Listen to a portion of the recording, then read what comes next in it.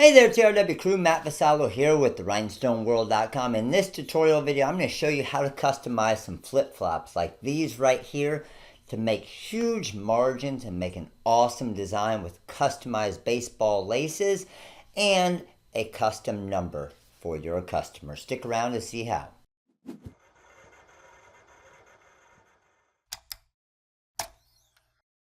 So let me go through first all the products we'll be using here today. I have my flip-flops here. These are nice because they have the white so I can get the glitter on it to get the customized, and a nice big area in the front here to customize.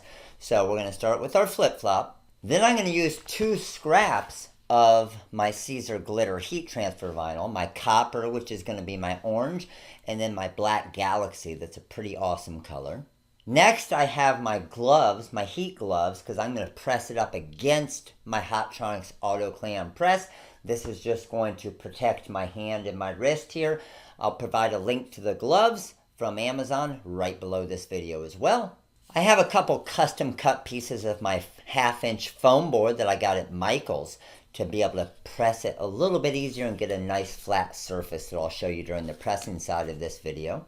Then I got my scissors, my TRW pick tool, and some heat tape, and that's going to help hold that design on there so it doesn't shift around as I'm pressing it.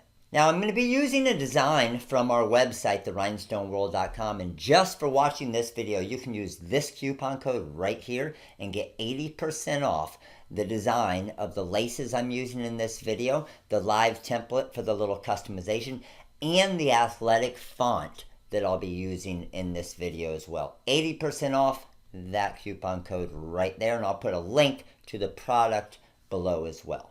So for the equipment and software I'll be using today, I'm going to use my 24-inch Graphtec vinyl cutter, the CE6060. I have a Hotronix autoclam heat press over here, the 11x15.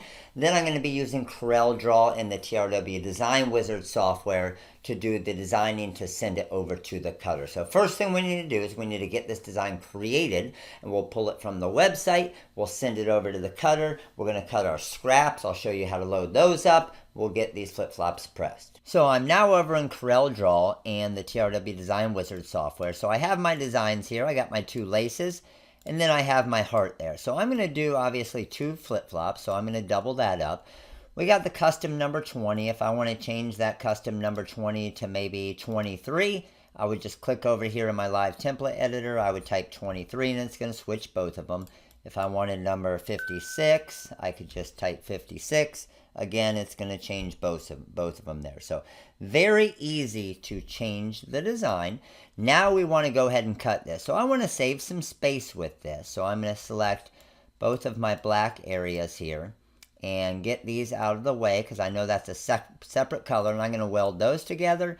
And then I'm going to grab my hearts and just move them into this area, and I'm going to weld that area together. So to get these cuts done, very simple. I'm just going to highlight the entire design, go to my templates, I'm going to click on my vinyl overcut, and you'll see it's going to color separate it, it's going to mirror it, it's going to put the weed box, and it's going to give me a vinyl overcut to send to my cutter. So let's go ahead and get these designs sent to the cutter, but first we need to load that material. Okay, so we're over here at our vinyl cutter now, and the first color we're going to cut is our black glitter. Got a little scrap piece right here, so I'm going to come over to the cutter. It says load my material, so I'm going to go ahead and load it. I want it on this blue area right here for my pinch rollers. So that looks good. I know this isn't a very big cut, so it's going to be easy. Lock it down. I'm going to hit 1 for front edge. That's going to read my material. And then I want to feed it to the top, no problem. And I got that fed. So I'm going to come back over to the software here and send this to my cutter. I'm going to hit launch and send to Cutting Master 3. I got a force of 16, and I'm going to hit send.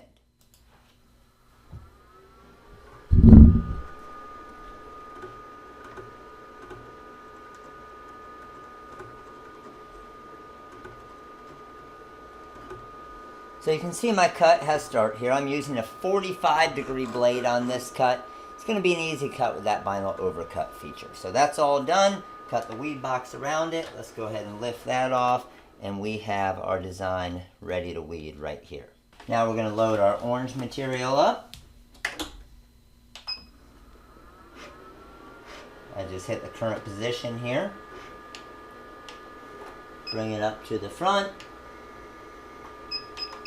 Set my origin, and let's bring up the laces part of my design.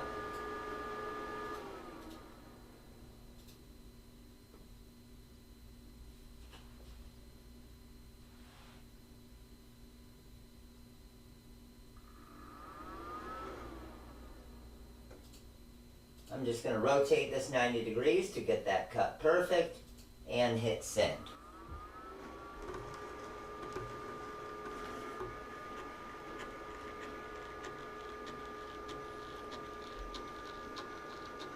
So orange part of my design is cutting right now. Now once this part of my design is cut, and I have my speed set at about half speed right here, which is pretty awesome. There's my weed box. All good. Let's drop that up. And again, I can just grab the edge here. And when it comes to weeding something like this, you'll see how easy this is.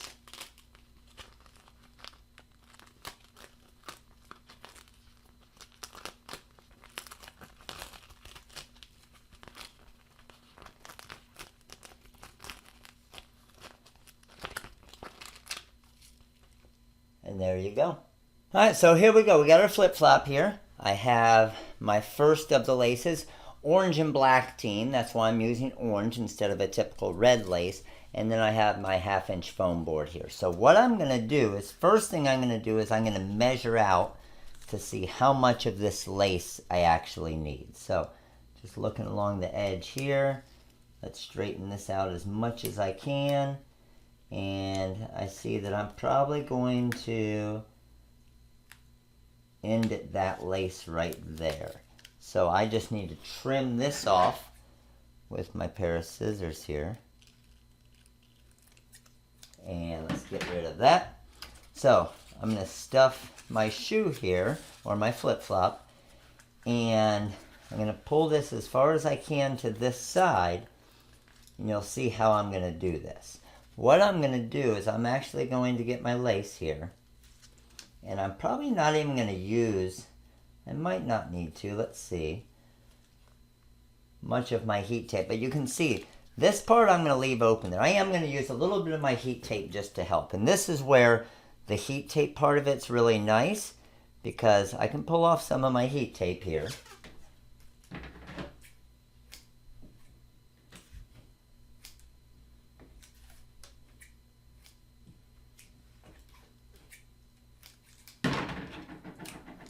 Now, what I'm going to do with the heat tape is I'm going to make sure it gets all the way to that edge right there. I just have this kind of centered. And then I'm just going to actually heat tape it. See what I'm doing? I'm actually heat taping it to my foam board right there, which is kind of helping hold it. Pretty cool idea, isn't it? So, that looks good there. That looks good there. Now I'm going to come down with my press. And this is where it gets kind of a little bit different, because you can see I'm not pressing the entire design, and I'll show you why in a minute. So let's go ahead and press this. I'm going to press this for about 8 to 10 seconds, and it obviously isn't locking down all the way, but I'm at 310 degrees. That feels pretty good there. Now, as you know, this design isn't done, right? So I still have some more pressing to do, but a lot of it's done, you'll see. Now I'm going to just release this, but we don't want to move it too much because of this area here, okay? So even if that breaks a little bit, that's okay. And I want to show you how you can fix that. So I'm just going to get my heat tape up here. Pull my heat tape up. Just releasing that. And I have my area right there that you look at that, and I'm glad this happens. You look at that and you look like, oh no, I messed up this design. But watch what I'm going to be able to do with this. So I have that. I have a little bit of my area left there, but I can use my heat tape. Grab another piece of my heat tape here, and I'm just going to heat tape that area down right there. So that looks pretty good there. And let's heat tape that. So now what I want to do is where I'm going to grab one of my gloves here, just so I can get some good pressure on it and I don't burn myself. So I'm going to come up along the side right here, and I'm going to go to the top left side so I can push it all the way up against it. And because I want to get it all the way near that edge. Just applying a little bit of pressure there. That feels pretty good. And boom. There we go. Now we have the lace looking like it's going all the way that bottom and then all the way up to the top as well.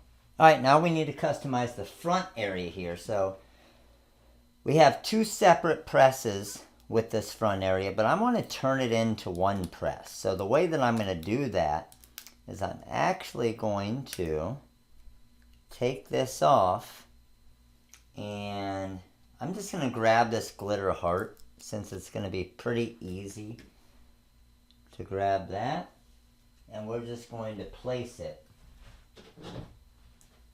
And we're just going to place it perfectly on our design.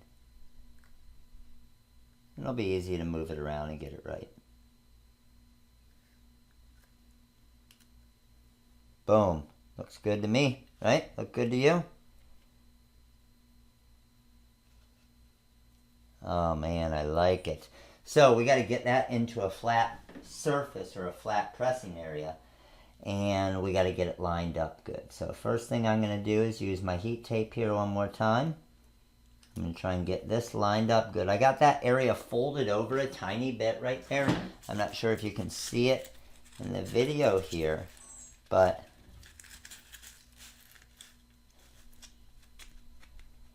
I'm going to stuff this up here a little bit and press that area to flatten it out. Alright, got that good and flat.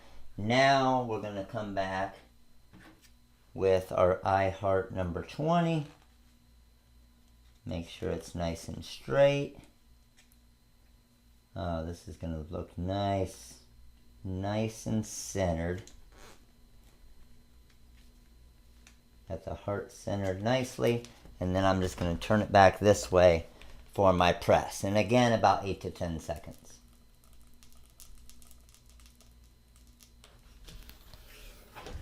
Alright, that should be good. Alright, well that's it guys. You can see I got my custom I Heart number 20 here on my wife's flip-flop for Jackson's baseball games coming up this season.